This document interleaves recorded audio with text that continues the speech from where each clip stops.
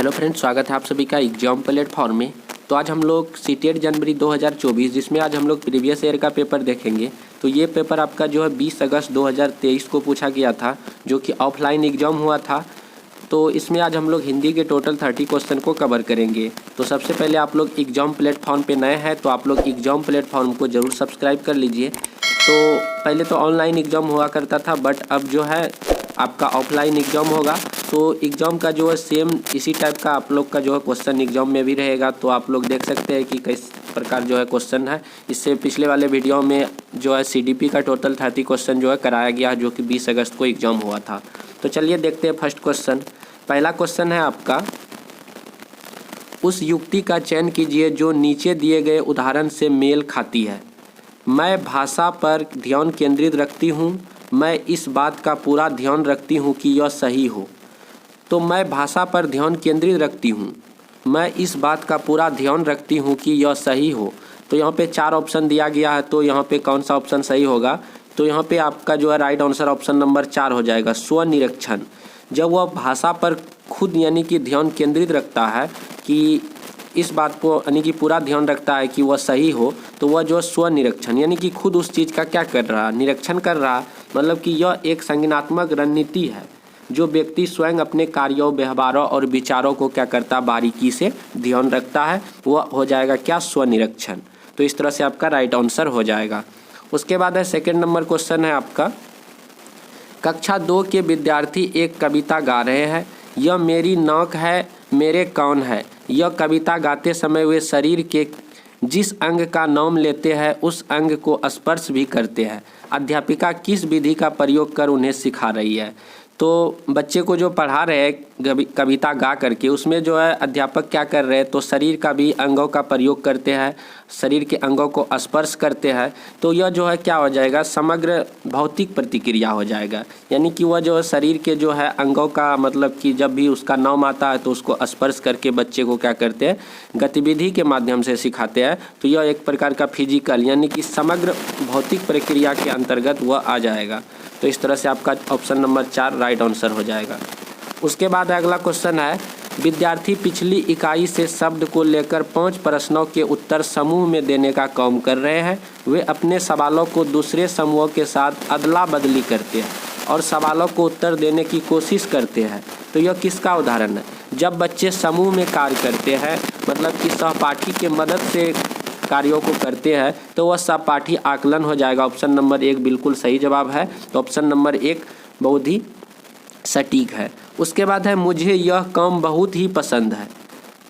94 number पे है कि मुझे जो है यह काम जो है बहुत ही पसंद है। जब अध्यापिका मुझे एक कार्ड देती है जिस पर कोई शब्द या वाक्य लिखा होता है, मैं उससे संबंधित अभिनय करती हूँ और समूची कक्षा उस शब्द या वाक्य के बारे में अनुमान लगाती है। तो शिक्षार्थी की प्राथमिकताओं के साथ शिक्षार्थी की टिप्पणी की पहचान कीजिए। तो इस तरह का आपका राइट आंसर, जब यह चारों ऑप्शन को पढ़ेंगे तो सबसे सटीक आपका ऑप्शन नंबर 1 हो जाएगा। जब मैं गतिबोधक तरीके से संलग्न रहती हूँ तो मुझे जो है भाषा अच्छी तरह से याद रहती है। तो ऑप्शन नंबर 1 आपका बिल्कुल सही जवाब है। जब वह किसी भी चीज़ में वह जो है काफ़ी ज़्यादा संलग्न रहते हैं गतिबोधक तरीके से, तो उसे जो है उस चीज़ के बारे में अच्छा से याद रहता है। तो इसीलिए ऑप्शन नंबर 1 आपका बिल्कुल सही जवाब हो जाएगा। उसके बाद 95 नंबर है, निम्नलिखित कथनों को पढ़िए तथा सही विकल्प का चयन कीजिए। तो कथन दिया गया, कथन में बोला जा रहा है, विद्यालय में प्रवेश करने वाले सभी बच्चे अपने आयु अनुसार भाषा के समक्ष प्रयोगकर्ता होते हैं। बच्चे जो है विद्यालय में जब प्रवेश लेते हैं तो अपने एज के अनुसार, अपने आयु के अनुसार वह जो भाषा सीखने में सक्षम होते हैं और वह सक्षम प्रयोगकर्ता भी होते हैं। ये बात बिल्कुल सही है। अब देखिए तर्क में क्या बोला जा रहा है, भाषिक और सांस्कृतिक विविधता के कारण वे अपनी योग्यता को प्रदर्शन नहीं कर पाते हैं। ये बात बिल्कुल गलत है। वह जो है भाषिक और सांस्कृतिक विविधता के कारण क्या वो अपनी योग्यता को प्रदर्शन नहीं कर पाते हैं, ये गलत है। कहने का मतलब आपका जो है कथन सही है, बट आपका तर्क जो है यहाँ पे लॉजिक जो है वह क्या है, बिल्कुल ही गलत है। तो ऑप्शन नंबर 4 आपका बिल्कुल सही जवाब हो जाएगा। उसके बाद है, कक्षा 5 का मंजीत अपने अध्यापक से अलग शैली में बात करता है। कक्षा 5 का जो कौन है, मंजित, वो अपने अध्यापक से अलग शैली में बात करता है, अपने मित्रों से कुछ अलग तरह से और 1-2 वर्षीय बच्चों से कुछ अलग तरह से बात करता है। मतलब अध्यापक से अलग शैली में बात करता है, मित्र से अलग शैली में बात करता है, जो छोटे बच्चे हैं उसके साथ जो है अलग तरह से बात करता है। तो इसका तात्पर्य यह हुआ कि मंजित जानता है कि सामाजिक परिस्थितियों में भाषा का प्रयोग किस तरह से करना है। भाषा के इसी गुण को किस रूप में जाना जाता है, वाक्गत, प्रकृतिवादी, अर्थगत, उपयोगितावादी। तो उपयोगितावादी ये आपका राइट आंसर हो जाएगा ऑप्शन नंबर 4।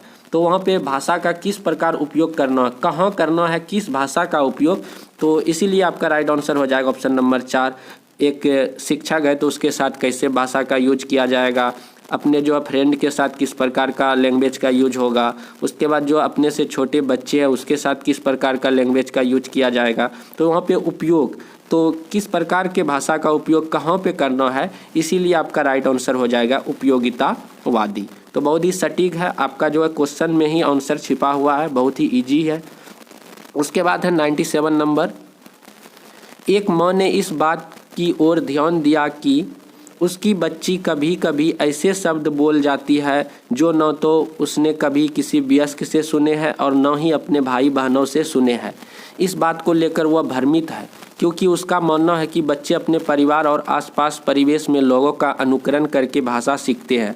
उसका यह मत किससे प्रतिध्वनित या मेल होता है या मेल खाना यानी कि प्रतिध्वनित होता है।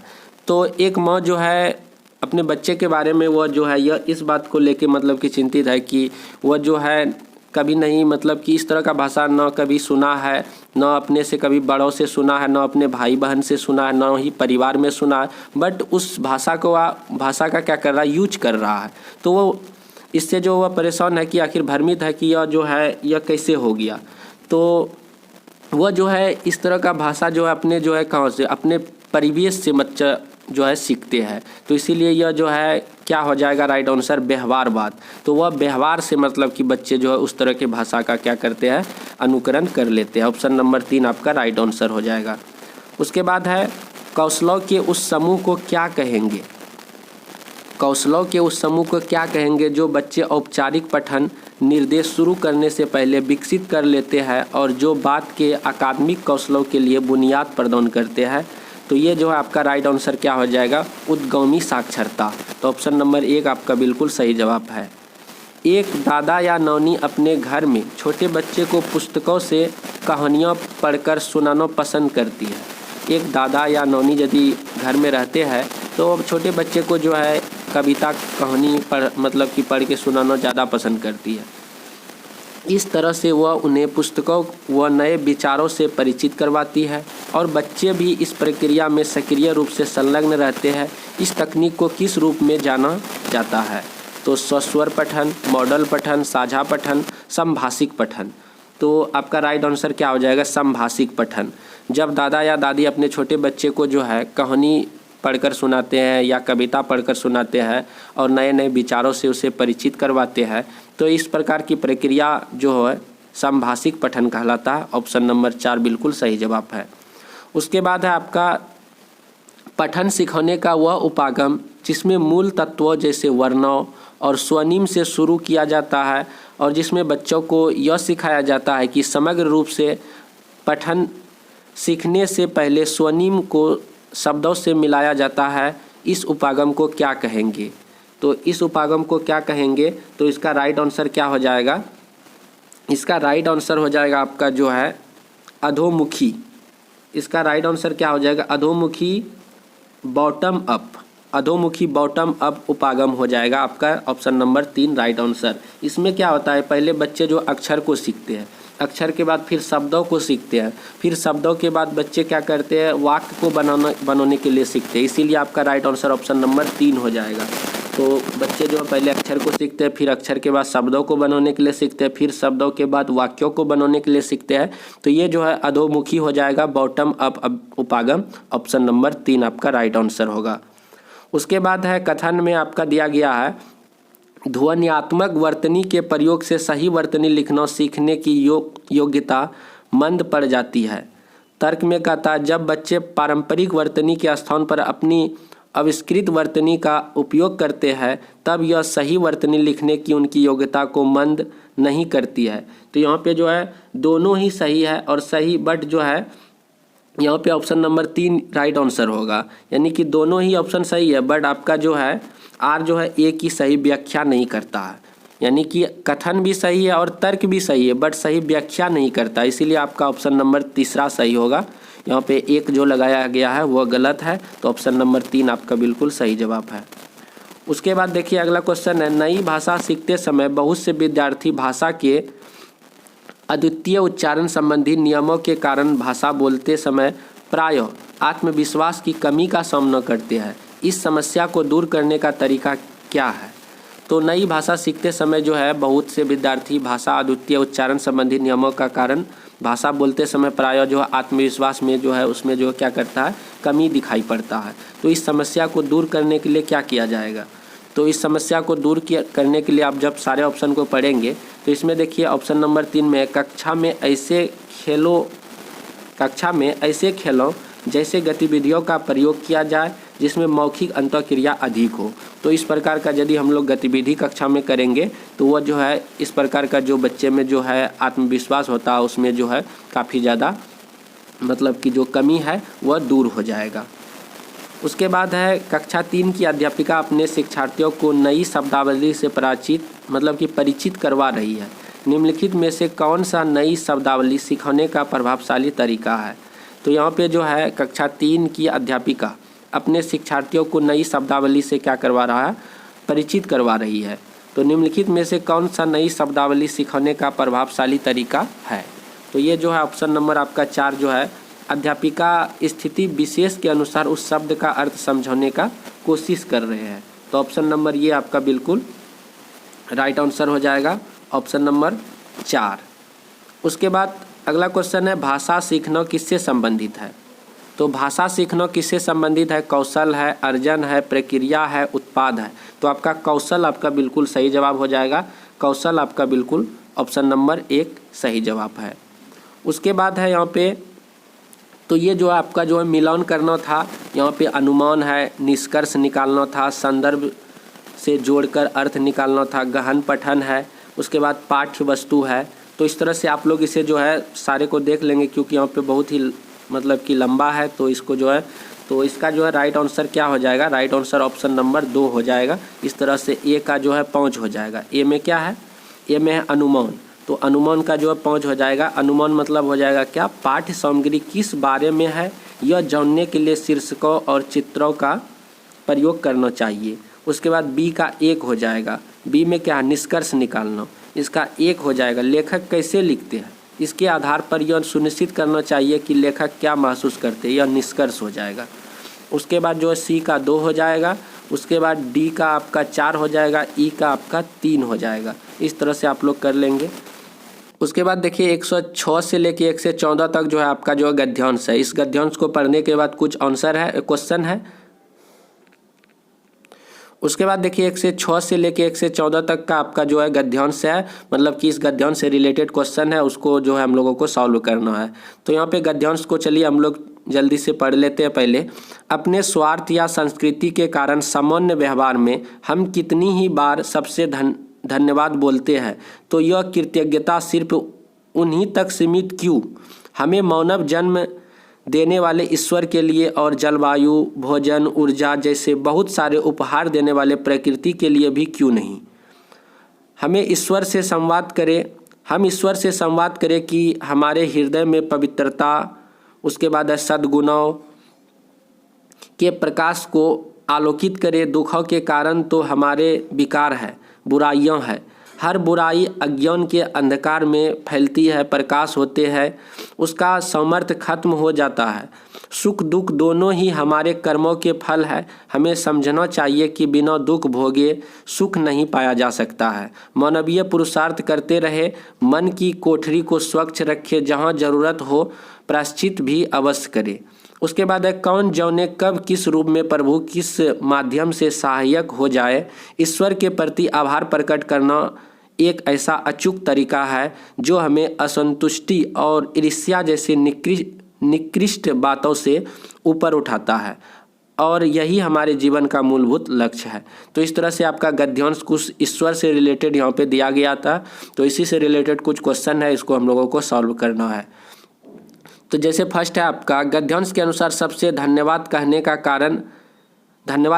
कारण नहीं है दया, स्वार्थ, संस्कृति, स्वभाव। तो यहाँ पे दया आपका राइट आंसर हो जाएगा, ऑप्शन नंबर 1। उसके बाद हर बुराई अज्ञान के अंधकार में फैलती है, इससे क्या तात्पर्य है? तो हर बुराई जो है अज्ञान के अंधकार से ही फैलता है, यानी कि फैलती है। तो इसका क्या तात्पर्य है? अज्ञानता के कारण बुराई फैलती है। तो यहाँ पे जो है अज्ञानता के कारण जो है बुराइयों क्या करती है? फैलती है। ऑप्शन नंबर 4 आपका बिल्कुल सही जवाब हो जाएगा। सुख दुख का कारण है। सुख दुख जो है ये जो होता है, आखिर इसका कारण क्या है? तो इसका कारण कर्म है। जो अच्छा कर्म करता है उसको सुख मिलता है, जो बुरा कर्म करता है उसको दुख होता है। तो इसीलिए जो सुख दुख का जो है मेन जो है काउच है, यानी कि कारण है, वह क्या है? कर्म है। जो जैसा कर्म करता है उसका फल जो है वैसा ही मिलता है। उसके बाद गद्यांश के अनुसार प्रायश्चित के साथ साथ मानव को क्या करना चाहिए? तो मानव को जो पुरुषार्थ करना चाहिए। ऑप्शन नंबर 3 आपका बिल्कुल सही जवाब है, पुरुषार्थ। मन की कोठरी को स्वच्छ रखे से तात्पर्य क्या है? मन की जो कोठरी है उसको स्वच्छ रखे, इससे क्या तात्पर्य होता है? इसका तात्पर्य क्या होता है? मन के जो है मन के बुरे भावों का निष्कासन। मन में जो बुरा जो फैला हुआ है, बुरा चीज़ जो अंदर उसमें जो है बसा हुआ है, उस चीज़ का निष्कासन करना ही वह जो मन की कोठरी को स्वच्छ रखने के समान कहा गया है। तो मन से बुरे भावों का क्या करना? निष्कासन करना, वही मन की कोठरी को स्वच्छ रखने से तात्पर्य है। उसके बाद है जीवन का मुख्य लक्ष्य है। तो गद्यांश में भी दिया गया था अंत में कि जीवन का मुख्य लक्ष्य क्या है? तो ईश्वर के प्रति आभार प्रकट करना ही जीवन का क्या है? मुख्य लक्ष्य है। स्वार्थ का विलोम क्या हो जाएगा? निस्वार्थ हो जाएगा। ऑप्शन नंबर 1 आपका राइट आंसर हो जाएगा, स्वार्थ का विलोम निस्वार्थ। मानवीय शब्द में कौन सा प्रत्यय है? बहुत ही इजी है, यहाँ पे उपसर्ग और प्रत्यय से रिलेटेड भी एक क्वेश्चन रहता है। तो मानवीय, ये तो आपका बिल्कुल राइट आंसर ऑप्शन नंबर 3 हो जाएगा। उसके बाद है कौन सा शब्द युग्म समूह से भिन्न है? तो इसमें से अलग आपको छांटना है। तो शुद्ध अशुद्ध, शुद्ध का उल्टा हो जाएगा अशुद्ध, सुख का उल्टा दुख है, ज्ञान का अज्ञान है। बट आपका अंधकार और अंधेरा ये दोनों पर्यायवाची के अंतर्गत आ जाता है, तो इसीलिए आपका अलग हो जाएगा। कौन सा? Option number 4। उसके बाद फिर आपका एक गद्यांश दिया गया है, तो इसे पढ़ना है और कुछ क्वेश्चन है उसे सॉल्व करना है। जैसे है क्या? आया समय उठो तुम नारी, युग निर्माण तुम्हें करना है, आज़ादी की खुदी नींव में तुम्हें प्रगति पत्थर भरना है, अपने को कमज़ोर न समझो, जननी हो संपूर्ण जगत की गौरव हो। तो इसमें नारी के बारे में बताया गया है कि उठो और जागो तुम, युग निर्माण तुम्हें ही करना है। और आज़ादी के समय भी जो नारी है बहुत सारी अपना भूमिका जो है अपना जो है निभाई है उसमें। और अपने कमजोरी को ना समझो, अपने जो अंदर जो कमजोरी है उसको ना समझो, और क्योंकि तुम ही तो संपूर्ण जो संसार की जगत की जो जननी हो वह तुम ही हो, और वह तुम गौरव भी हो। तो इस तरह से यहाँ पे दिया गया, इससे रिलेटेड क्वेश्चन है। कविता का मुख्य स्वर क्या है? तो मुख्य स्वर जो है इसमें जो स्त्री के बारे में बताया गया है, तो स्त्री शक्ति आपका राइट आंसर हो जाएगा। ऑप्शन नंबर 3 क्या हो जाएगा? स्त्री शक्ति। उसके बाद आगे हो जाएगा आपका क्या? कविता के अनुसार स्वतंत्रता प्राप्ति में स्त्री की भूमिका। जो कविता के अनुसार आपको बताना, स्वतंत्रता की जो प्राप्ति हुई थी, हमारा देश जो आज़ाद हुआ, उसमें स्त्री की भूमिका क्या है? संज्ञान योग्य है। उसे जो हम लोग को संज्ञान में रखने का योग्य है कि हम लोग को उस चीज़ को बारे में जानना है, और यह मतलब कि अपना मेमोरी में रखना है कि उसकी जो है क्या भूमिका है स्वतंत्रता में महिलाओं की। उसके बाद है स्त्री के लिए किस विशेषण का प्रयोग नहीं किया गया है? तो इसमें जो है आपको बताना है कि स्त्री के लिए कौन सा विशेषण का प्रयोग जो है नहीं किया गया है। तो अबला आपका राइट आंसर हो जाएगा। ऑप्शन नंबर 3 सबला और नीव और गौरव के बारे में किया गया है, बट आपका अबला जो है यहाँ पे राइट आंसर ऑप्शन नंबर 3 हो जाएगा। क्या? अबला। स्त्री की निर्माणकारी शक्ति का भाव कविता की किस पंक्ति में निहित है? तो जननी हो संपूर्ण जगत की। तो ये जो है आपका राइट आंसर हो जाएगा क्या? ऑप्शन नंबर, युग निर्माण तुम्हें ही करना है। तो यहाँ पे ये जो 3 आपका जो है गलत हो जाएगा। यहाँ पे आपका राइट आंसर क्या हो जाएगा? युग निर्माण तुम्हें ही करना है। तो ऑप्शन नंबर 1 आपका बिल्कुल सही जवाब हो जाएगा। स्त्री की निर्माणकारी शक्ति का भाव कविता के किस पंक्ति में निहित है? तो युग निर्माण तुम्हें करना है, तो ऑप्शन नंबर 1। उसके बाद है कविता के अनुसार स्त्री को, तो यह जो है स्वयं की शक्ति को पहचानना होगा। क्या करना होगा? स्वयं की जो शक्ति को पहचानना होगा। ऑप्शन नंबर 3 आपका बिल्कुल सही जवाब हो जाएगा। जननी हो संपूर्ण जगत की डैश पंक्ति में कौन सा अलंकार है? तो यहाँ पे बताना है कि कौन सा अलंकार, तो अनुप्रास अलंकार आपका राइट आंसर हो जाएगा। कौन सा अलंकार? अनुप्रास अलंकार, ऑप्शन नंबर 1। तो इस तरह से हम लोग टोटल जो है 30 क्वेश्चन हिंदी के जो है बहुत ही जल्दी हम लोग कवर किए। तो आशा करते हैं कि आप लोगों को वीडियो पसंद आया होगा। तो वीडियो को आप लोग जो है शेयर भी कीजिए, और अभी तक सब्सक्राइब नहीं किए है तो प्लीज़ आप लोग एग्जाम प्लेटफॉर्म को ज़रूर सब्सक्राइब कर लीजिए। तो चलिए मिलते हैं हम लोग अगले वीडियो पे। जय हिंद, जय भारत।